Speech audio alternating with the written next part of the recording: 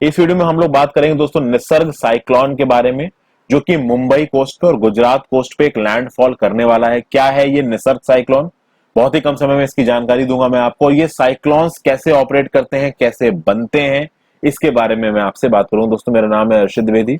अगर अब तक आपने वीडियो को लाइक नहीं किया है तो लाइक कर दीजिए। आगे बढ़ते हैं। ये आपको इंडिया का मैप दिख रहा है दोस्तों। इंडिया का जो वेस्टर्न एज है, आप देख सकते हैं यहाँ पे अरेबियन सी में, ये जो मैं आपको रेड पोर्शन से दिखा रहा हूं, ये इस साइक्लोन की आई है। यानी ये इस साइक्लोन का लो प्रेशर है जो बीच में होता है, और इसके चारों तरफ आपको तेज हवाएं, जो व्हाइट रंग का पोर्शन है ना, तेज हवाएं, बादल, तेज बारिश को डिस्प्ले कर रहा है दोस्तों। होता क्या है, कभी कभी जब बहुत ज्यादा एक इलाके में गर्मी पड़ने लगती है तो एक डिप्रेशन बनता है। उस डिप्रेशन के बीच में लो प्रेशर और चारों तरफ हाई प्रेशर अगर एक लिमिट से ज्यादा बन जाएगा तो वो अपने आप को एक साइक्लोनिक स्टॉर्म में कन्वर्ट कर लेगा। कुछ ऐसा ही हो रहा है निसर्ग में, और कुछ दिन पहले कुछ ऐसा ही हुआ था अम्फन साइक्लोन में, जो कि वेस्ट बंगाल में हिट किया था। न्यूज देख लेते हैं क्या है। इंडियन मेट्रोलॉजिकल डिपार्टमेंट ने यह वार्निंग दी है कि ये निसर्ग नाम का साइक्लोनिक स्टॉर्म हिट करेगा आपका महाराष्ट्र और गुजरात के कोस्ट को जून 3 को। तो 2 जून को शाम को हल्की फुल्की बारिश होगी मुंबई में, तो वो हुई है। और जून 3 के फर्स्ट हाफ में तेज बारिश होने के आसार हैं, तो इलेक्ट्रिसिटी लाइंस कट हो सकती हैं, काफी सारी प्रॉब्लम्स हो सकती हैं। और देखिए ये जो समय है आने का, ये समय काफी गलत है दोस्तों, क्योंकि ऑलरेडी जो मुंबई शहर है वो कोरोना वायरस के पैंडेमिक से काफी परेशान है। आपको पता है महाराष्ट्र हॉटस्पॉट है कोरोना वायरस का कंट्री में। ऑलरेडी बहुत ज्यादा केसेस हो चुके हैं, सबसे ज्यादा केसेस महाराष्ट्र में, सबसे ज्यादा केसेस मुंबई में। उसके बावजूद हम लोग वैसे ही स्ट्रगल कर रहे हैं। मैं भी एक्चुअली मुंबई में रहता हूं, ठीक है। और इस साइक्लोन की टाइमिंग बड़ी जबरदस्त है। इससे पहले 1891 में यह साइक्लोन आया था दोस्तों। 129 ईयर्स बाद एक ट्रॉपिकल साइक्लोन आ रहा है, बड़े गलत समय पे आ रहा है। देखा जाए तो डिप्रेशंस बहुत बार बने हैं पहले फ्रेंड्स। 1948 में एक डिप्रेशन बना था, 1980 में डिप्रेशन बना था, वो कभी साइक्लोन में कन्वर्ट नहीं हुआ। डिप्रेशन क्या होता है कि एक ऐसा इलाका बने समुद्र में जो बहुत ज्यादा गर्म हो जाए, और वो इतना गर्म हो जाए कि बीच में लो प्रेशर हो जाए और चारों तरफ हाई प्रेशर होने लगे। ये अभी मैं आपको समझाऊंगा। तो 1948 में 1980 में कुछ ऐसी कंडीशंस बन रही थी, बट वो ट्रॉपिकल साइक्लोन में कन्वर्ट नहीं हुआ। 1891 में लास्ट बार ट्रॉपिकल साइक्लोन आया था, जो डाटाबेस है हमारे आईएमडी के पास। उसके बाद अब आने वाला है। ये जो डिप्रेशन बना है ईस्ट सेंट्रल अरेबियन सी में, ये बना है near 14.4 degree north latitude and 71.2 degree east longitude. Panjim से 300 किलोमीटर साउथ वेस्ट में है, मुंबई से 550 किलोमीटर साउथ साउथ वेस्ट में है, और सूरत से 770 किलोमीटर साउथ साउथ वेस्ट में। वैसे इस इंफॉर्मेशन की दोस्तों आपको जरूरत है नहीं, आपको ये पता ही है महाराष्ट्र गुजरात में लैंडफॉल करेगा ये साइक्लोन। इसके लिए ऑलरेडी अलर्ट जारी हो चुका है।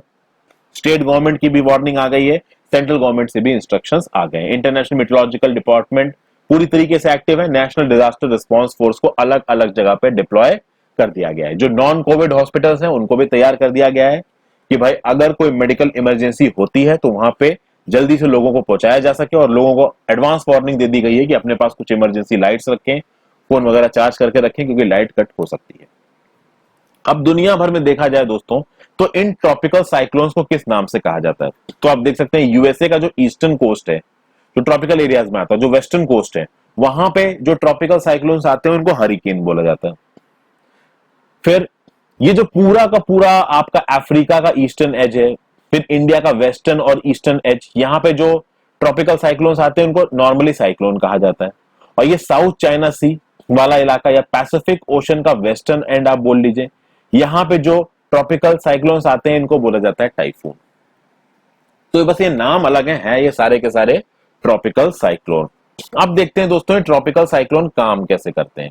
ये देखिए, ये एक्चुअली में जो आपको ग्राफिक मैं सामने दिखा रहा हूं दोस्तों, ये ग्राफिक है आपका अम्फन साइक्लोन का। ये देखिए ये चल रहा है, आपको यहां पे इंडिया का ईस्टर्न एज नजर आ रहा है, और आपको नजर आ रहा है किस तरीके से ईस्टर्न एज पे ये अम्फन साइक्लोन हिट किया था दोस्तों। यहां पे आपको बीच में एक छोटी सी आई दिख रही है यहां पे, और इस आई के चारों तरफ ये विंड्स एंटी क्लॉकवाइज डायरेक्शन में घूम रही हैं। यहां पे बस हम ये समझने की कोशिश करेंगे कि ये साइक्लोन्स देखिए बनते कैसे हैं दोस्तों। विंड का कंसेप्ट मैं पहले ही आपको बता चुका हूं। क्या कंसेप्ट होता है विंड का? मान लीजिए कोई एक जगह है, यहां पे बहुत सारी हीट पड़ रही है, बहुत सारी सन की एनर्जी आ रही है, तो इस जगह पे जो हवा होगी, ठीक है, इसको अलग बना देता हूं। इस जगह पे मान लीजिए हवा होगी, बहुत सारी हीट पड़ रही है, ठीक है, इस जगह पे जो हवा होगी वो गर्म हो जाएगी, गर्म होने की वजह से वो हल्की हो जाएगी, वो ऊपर की तरफ जाएगी। ओके, और चूंकि यहां पे अब वैक्यूम सा बनेगा, तो चारों तरफ से जो ठंडी हवा है वो दौड़ के इसको फिलअप करने की कोशिश करेगी। ओके, इस तरीके से विंड चलती है दोस्तों, कि भाई जहां पे लो प्रेशर है वहां पे हाई प्रेशर से विंड बहती हुई आएगी और उस लो प्रेशर को फिल करने की कोशिश करेगी। इस तरीके से विंड चलती है। कुछ ऐसा आपका साइक्लोन में भी होता है। देखते हैं साइक्लोन्स में एक्चुअली में होता क्या है। ये मान लीजिए समुंदर है। अच्छा, साइक्लोन बनने के लिए देखिए पानी की बहुत जरूरत है। ये जो डिप्रेशंस बनते हैं पानी के ऊपर बनते हैं, तो ये मैंने समुंदर बना दिया। इस जगह पे मान लीजिए एक इलाका में मार्क कर देता हूं, इतना इलाका। मान लीजिए इस इलाके में एक डिप्रेशन बन रहा है। डिप्रेशन कैसे बनेगा? मान लीजिए ये इलाका हो गया बहुत ज्यादा गर्म दोस्तों, इतना गर्म हो गया, गर्म हो गया, तो हवा गर्म हो गई और वो हवा ऊपर की तरफ उठने लगी। ठीक है, ऊपर की तरफ उठने लगी तो नीचे की तरफ यहां पे वैक्यूम हो जाएगा। इस वैक्यूम को भरने के लिए चारों तरफ से और हवा आएगी ठंडी। ये जब ठंडी हवा इस इलाके में पहुंचेगी, चूंकि ये इलाका तो गर्म है, यहां पे डिप्रेशन फॉर्म हो रहा है, तो ये जो ठंडी हवा आ रही है दोस्तों, ये भी गर्म होकर ऊपर उठने लगेगी। तो आप देखोगे कि ये जो डिप्रेशन वाला इलाका है ये इतना गर्म हो जाएगा कि यहां पे जो हवा थी वो तो ठंडी होकर ऊपर उठ ही रही थी, साथ साथ आसपास के हाई प्रेशर के इलाके से जो ठंडी हवा इस खाली वैक्यूम को भरने के लिए आ रही थी वो भी गर्म होकर ऊपर उठ रही थी। तो आप देखोगे कंटिन्यूअसली इस रीजन में हवा ऊपर उठती जाएगी और नीचे की तरफ लो प्रेशर बिल्टअप होता जाएगा। एक पॉइंट हो गया। फिर ये हवा ऊपर जाती जाएगी, जाती जाएगी, जाती जाएगी। आपको पता है जैसे जैसे हवा ऊपर जाती है दोस्तों, वैसे वैसे उसका टेम्परेचर गिरने लगता है, क्योंकि आपको पता है कि ऊपर टेम्परेचर ज्यादा गर्म होते नहीं है। तो जब टेम्परेचर गिरने लगेगा, एक टाइम पे ये हवा ऊपर जाके क्लाउड बन जाएगी, और क्लाउड एक्चुअली में वाटर ड्रॉपलेट्स होते हैं। तो जब ये वाटर वेपर से पानी में कन्वर्ट होगी, क्लाउड बनेगी और क्लाउड की तरह ऊपर तैरने लगेगी, उस समय पे ये जो आपके वाटर वेपर के पार्टिकल्स थे ना, ये भी थोड़ी हीट रिलीज करेंगे, जो वहां के टेम्परेचर को बढ़ाएगा। तो जैसे जैसे ये हवा गर्म होकर ऊपर जा रही है ना दोस्तों, ये हीट रिलीज करती है थोड़ी थोड़ी, जिसकी वजह से गर्मी इस इलाके में गर्मी और बढ़ती है और इंटेंस लो प्रेशर सिस्टम बनता है दोस्तों। और ये जो इतना बड़ा सिस्टम आपको बनता हुआ नजर आ रहा है ना, इसको आप बोलते हो आई ऑफ द साइक्लोन। और इस आई ऑफ द साइक्लोन के चारों तरफ एक इंटेंस साइक्लोनिक सिस्टम बनेगा, एक इंटेंस विंड का सिस्टम बनेगा। धीरे धीरे जब वो विंड्स इंटेंसिफाई होती जाएंगी, बहुत ज्यादा हो जाएंगी, तो इसके चारों तरफ क्लाउड्स भी बन जाएंगे। तो आप देखोगे कि बीच में तो बिल्कुल लो प्रेशर होगा, लेकिन चारों तरफ भाई इसके बाहर इंटेंस हवाएं चल रही होंगी, क्लाउड बिल्डअप हो रहा होगा। वो कैसे हो रहा होगा ये यहां पे हमको समझना बहुत जरूरी है। इस चीज को समझने से पहले सबसे पहले आपको कोरियालिस फोर्स को समझना पड़ेगा। कोरियालिस फोर्स क्या होता है? देखिए, ये जो एक 2 डायमेंशनल फिगर है दोस्तों, अगर आप इसको एक 3 डायमेंशनल फिगर मानो, तो ऊपर वाला जो साइड है ना, वो इस तरीके से मूव कर रहा है। तो ये जो इक्वेटर है आपका, इसको आप कह लीजिए वेस्ट डायरेक्शन, और ये है आपका ईस्ट डायरेक्शन।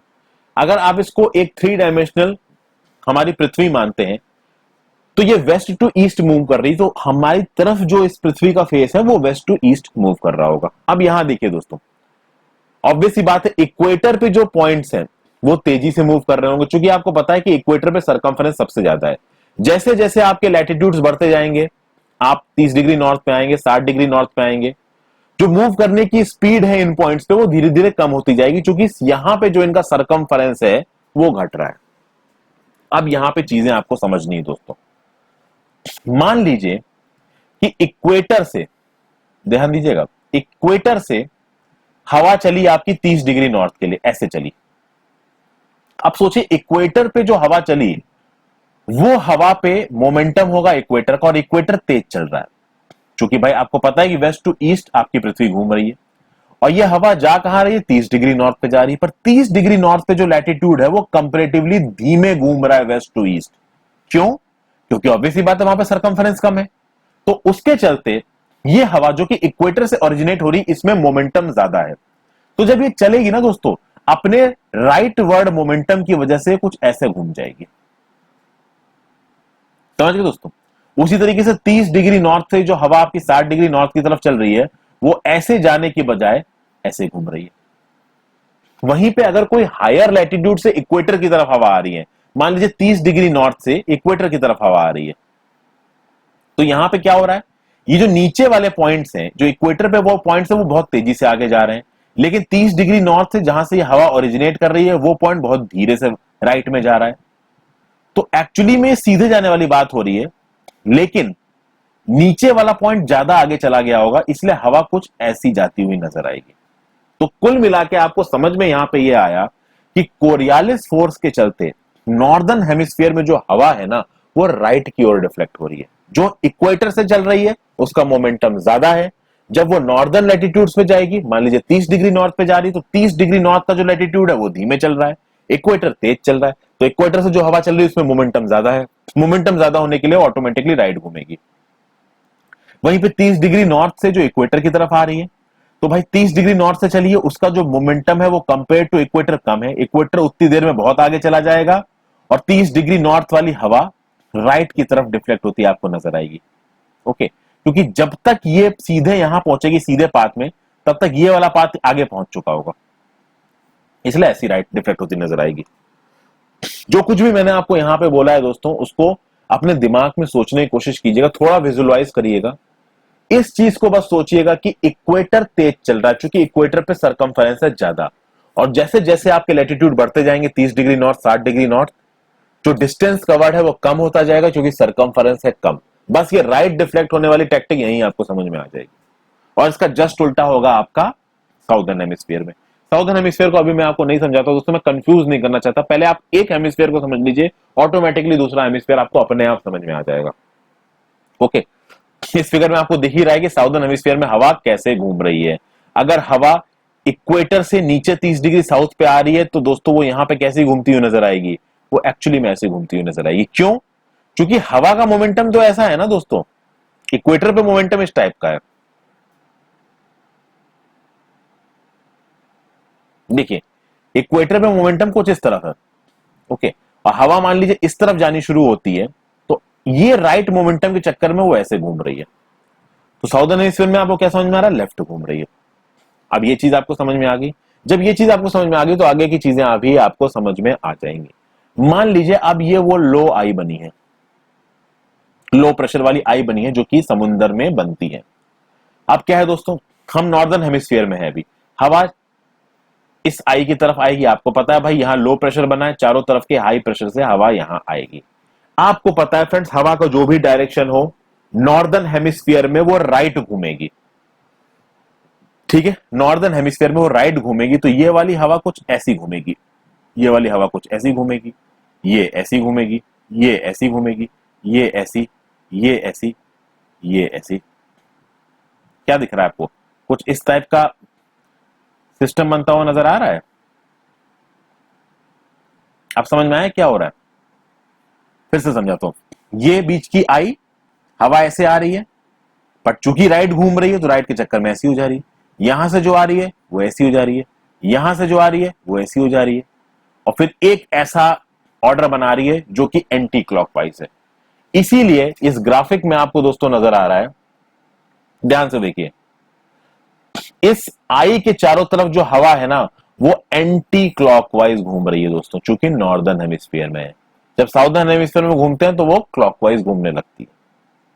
ओके, और ये साइक्लोन आपका लैंड मास की तरफ बढ़ता दिख रहा है। ये आपको इंडिया की ईस्टर्न एज दिख रही है, कुछ कुछ इस समय पे आपका वेस्टर्न एज पे दोस्तों हो रहा है। तो अब आपको ये समझ में आ रहा होगा कि क्यों साइक्लोन्स आपके नॉर्दर्न हेमिस्फीयर में एंटी क्लॉकवाइज घूमते हैं, कैसे वो बनते हैं।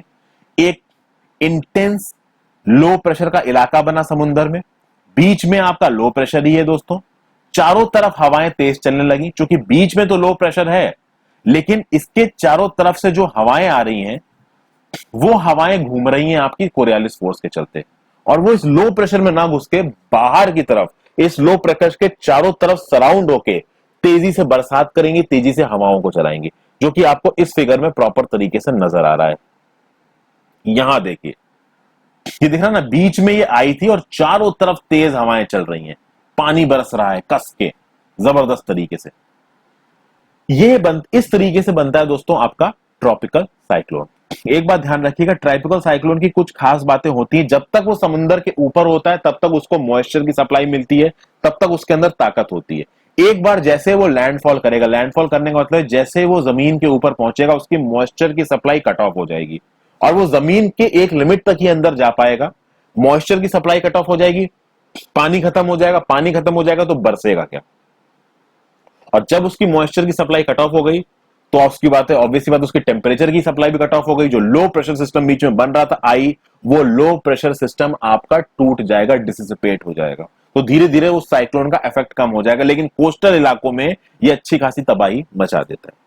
तो इतने छोटे से वीडियो मैंने आपको ये सारी चीजें समझाने की कोशिश की दोस्तों। आई होप आपको कुछ ना कुछ यहाँ पे समझ में आया होगा। एक सिंपल भाषा में समझाने की कोशिश की है, बहुत सारी वीडियोस ऑलरेडी बनी हुई हैं इसके ऊपर। आई होप कुछ मीनिंगफुल आपको इसमें सीखने को मिला हो। Thank you for watching. Video अच्छी लगी हो तो ज्यादा से ज्यादा लोगों के साथ इसको शेयर करें। Have a great day.